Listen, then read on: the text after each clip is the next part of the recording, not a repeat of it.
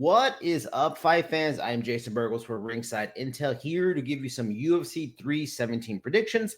Not going to go through the entire card. We're just going to do the main card fights and just one extra interesting fight from the prelims. And we'll start with that first prelims fight.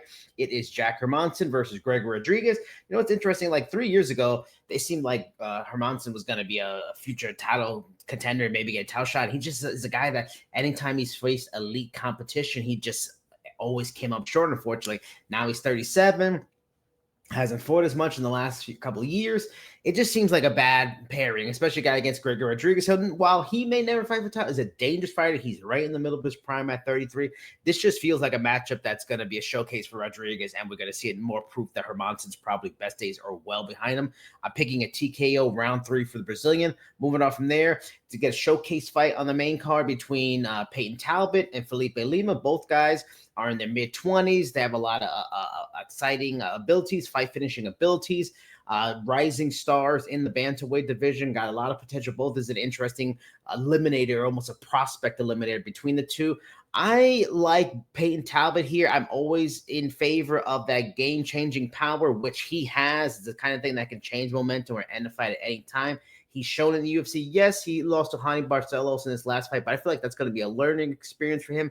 He's going to take those lessons into this fight, and he's going to do well. He's going to get another TKO. I'm picking Talbot by TKO round 2.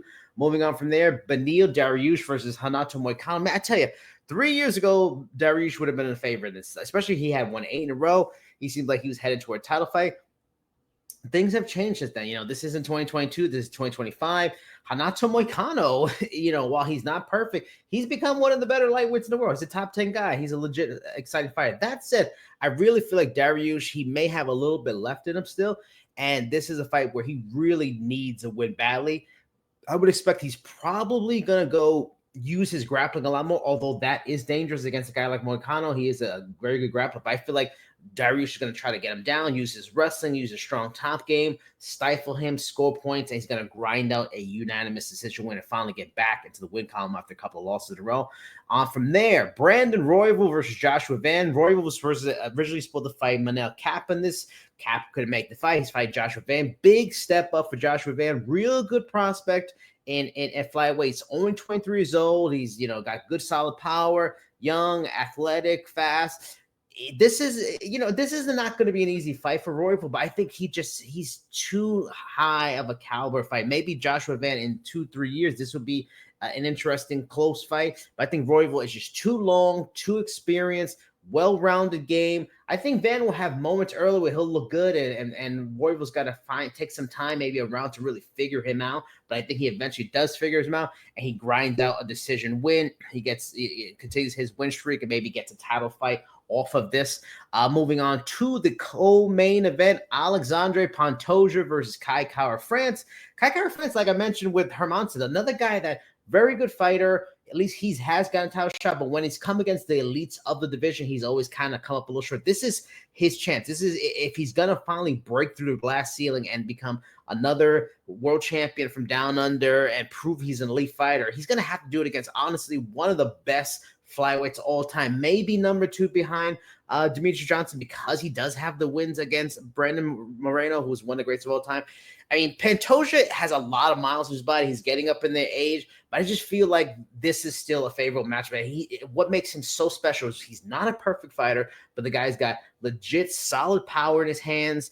He's got good wrestling and grappling, double tough, and he's just a gamer. He's just such a fun fighter to watch. I think Kai Kara-France will have moments for sure. He's a good fighter. He knows how to use his range. He's going to have to fight that style, but eventually, just like every other opponent for Pantoja, I think he's going to walk him down. He's going to get close. He's going to use his grappling, get him down, beat him, and just keep Kara-France guessing and unsure if it's going to be a standard fight or a grappling fight. And he's going to wear him down, eventually get that submission in round 4. He will retain in his 4th straight title defense. On to the main event, a fight I'm extremely excited for. Ilia Topuria moves up to lightweight. He vacated the featherweight title to fight Charles Oliveira. Charles Oliveira trying to become a 2-time lightweight champion. Oliveira is going to go down as one of the greatest lightweights of all time. There's no doubt about that. He has the resume for that.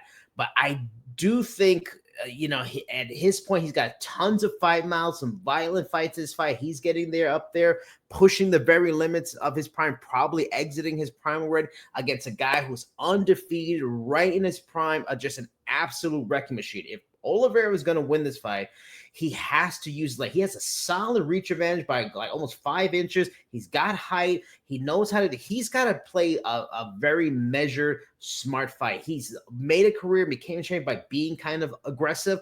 I don't think he can do that here. He's got to be smart. Maybe he has to be a little bit boring, mix in his wrestling when he can, his grappling when he can. If he could do that, he can grind up. I just feel like this is one of those fights where Charles Oliveira was great, but he's not necessarily great anymore compared to a guy like Topuria. I think Topuria, just like he did with Holloway and just like he did with Volkanovski, he's going to eventually find those holes because Charles Oliveira does open opportunities for opponents. He's going to find them, he's going to exploit them, and he's going to use it to get a finish, make history as another one of the guys to become a champion in 2 divisions with a TKO in round 5. And that is my predictions for UFC 317. What are your predictions? Who do you think are going to win the top fights at UFC 317?